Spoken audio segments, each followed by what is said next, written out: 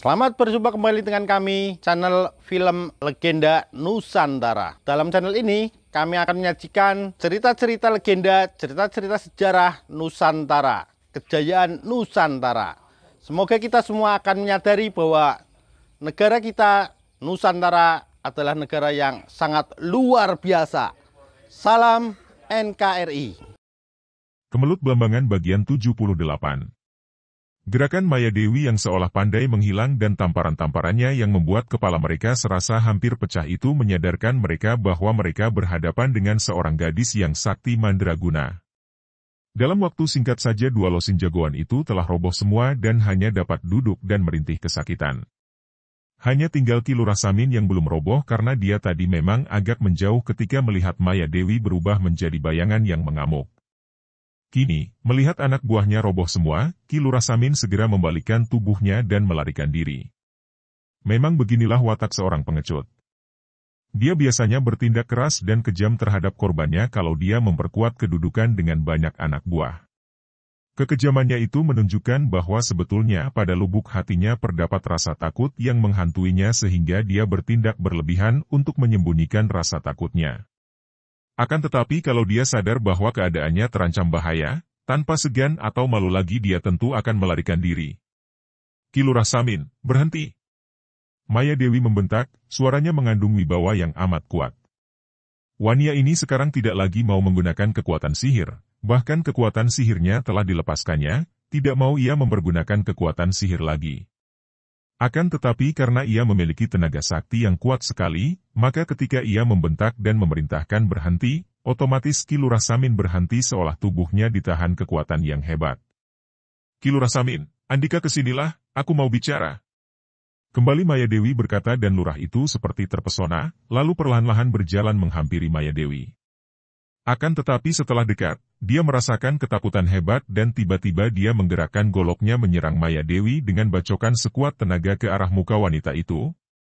Maya Dewi maklum bahwa serangan ini merupakan serangan untuk membunuh dengan nekat dari seorang yang putus asa dan ketakutan.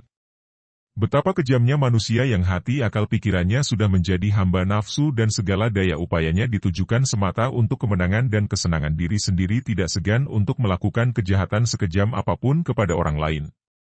Orang seperti ini kalau tidak dapat disadarkan, akan menjadi bahaya bagi keselamatan orang-orang lain. Ada dua cara untuk menyadarkan orang. Yang pertama adalah dengan kelemah lembutan, membuka kebodohannya sehingga dia mengerti dan sadar.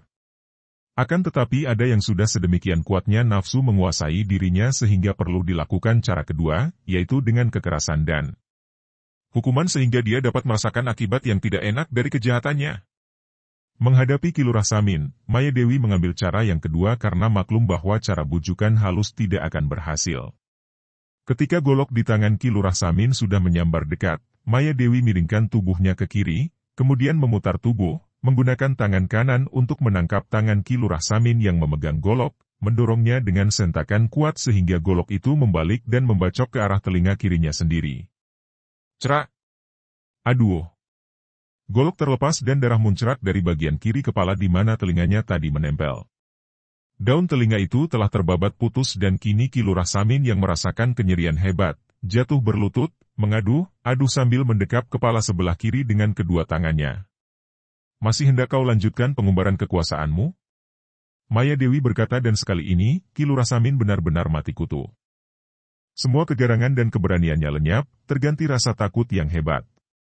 Dua losin orang tukang pukulnya sudah roboh semua dan dia sendiri terluka parah, daun telinganya buntung dan darah mengalir deras dari lukanya. Ampun, hamba mohon ampun. Den Ayu. Ki Lurah Samin merintih ketakutan karena dia benar-benar merasa ngeri dan takut dibunuh wanita yang sakti mandraguna itu.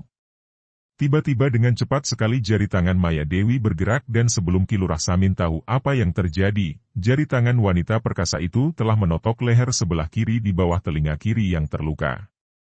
Aduh, mati aku! Ki Lurah Samin berteriak dan terguling. Akan tetapi dia tidak merasa sakit dan darah yang tadi bercucuran dari lukanya kini berhenti mengalir. Dia bangkit dan berlutut sambil menyembah-nyembah. Ampunkan hamba. Jangan bunuh hamba. Kalau engkau minta-minta ampun begini, apakah engkau tidak ingat kepada mereka yang pernah minta-minta ampun kepadamu? Mintalah pengampunan dari Gusti Allah dan sejak saat ini sadarlah bahwa perbuatanmu yang kejam dan jahat hanya akan mendatangkan malapetaka bagi dirimu sendiri dan sekeluargamu. Seorang lurah kepala dusun bukan diangkat untuk menindas warganya, melainkan untuk mengatur agar warganya hidup aman, tentram dan sejahtera. Aja Dumeh, jangan mentang-mentang engkau menjadi lurah lalu mengumbar hawa nafsumu, mencari kesenangan diri sendiri dengan mengorbankan dan menindas warga dusun ini. Jangan bersikap sebagai raja. Engkau hanya lurah, masih banyak atasanmu yang lebih besar kekuasaannya. Bahkan raja sekalipun tidak boleh sewenang-wenang, karena di atas raja pun masih ada kekuasaan yang jauh melebihinya, yaitu kekuasaan Gusti Allah. Semua pamong praja termasuk rajanya dapat memperoleh kedudukannya karena ada rakyatnya. Tanpa adanya rakyat, lurah seperti engkau ini, atau bahkan raja sekalipun, tidak ada artinya dan bukan apa-apa. Karena itu, kepentingan rakyat haruslah diutamakan, harus dilayani karena sesungguhnya engkau ini hanyalah pelayan rakyat. Ketika Maya Dewi berhenti bicara, Ki Lurah Samin kembali minta-minta ampun dan sekali ini, dua losin anak buahnya juga ramai-ramai mohon ampun dari Maya Dewi. Aku tidak berhak mengampuni kalian. Hanya Gusti Allah yang berhak menentukan, apakah kalian dapat diampuni atau tidak. Akan tetapi ingatlah ini, Ki Lurah Samin. Kalau lain kali aku lewat di sini dan mendengar bahwa engkau masih bertindak sewenang-wenang menindas warga dusun ini, tidak menjadi lurah yang baik, bukan hanya sebelah telingamu yang buntung, akan tetapi lehermu. Ampun. Den Ayu. Dan kalian para anak buah Ki Lurah Samin. Mulai sekarang, kalian harus benar-benar menjadi jogoboyo yang baik, menjaga keamanan dusun ini, membela warga dan menentang kejahatan. Kalian ingat selalu, pada suatu hari aku akan lewat di sini dan aku akan bertindak keras untuk menghukum siapa di antara kalian yang masih menggunakan kekuatan untuk menindas warga dusun. Terdengar suara berisik dan ketika Maya Dewi menoleh, kiranya penduduk dusun itu telah berdatangan ke tempat itu, menonton dari tempat aman, agak jauh. Akan tetapi mereka semua melihat dan mendengar semua yang terjadi dan wajah mereka tampak gembira dan mereka saling bicara sendiri sambil tersenyum. Tentu saja peristiwa itu membuat semua orang lega dan gembira melihat Ki Lurah Samin dan anak buahnya yang ditakuti semua warga kini mendapat hajaran keras. Melihat semua orang berkumpul, Maya Dewi tidak ingin disanjung dan dipuji, maka sekali lagi ia membentak. Ki Lurah Samin dan kalian semua para jogo, boyo, aku pergi dan pada suatu saat aku pasti kembali untuk melihat apakah kalian sudah berubah baik. Setelah berkata demikian, Maya Dewi menggunakan kepandaiannya, sekali tubuhnya berkelebat ia sudah berloncatan dan berlari cepat sekali sehingga tahu bayangannya sudah tiba jauh dari situ. Semua orang, termasuk Ki Lurah Samin dan anak buahnya, terkejut bukan main. Tindakan Maya Dewi ini ternyata sangat menolong. Terjadi perubahan besar di Dusun Waru. Ancaman Maya Dewi yang mengatakan bahwa sewaktu-waktu ia akan muncul kembali di dusun itu membuat Ki Lurah Samin dan anak buahnya ketakutan. Mereka benar-benar merasa jera dan sedikit terjadi perubahan pada watak dan sikap mereka. Mula-mula memang perubahan ini mereka paksakan, semua gejolak nafsu mereka tekan karena rasa ngeri dan takut kepada ancaman Maya Dewi.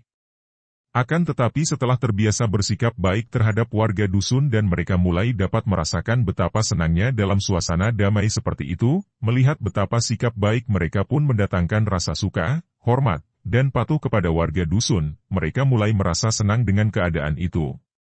Memang sesungguhnya bahwa sikap baik atau buruk seseorang dapat disebabkan oleh kebiasaan dan lingkungan. Keadaan lingkungan mempengaruhi sikap orang, dan sikap ini kalau sudah terbiasa menjadi watak. Pelakunya tidak melihat kesalahan apapun dalam sikapnya itu.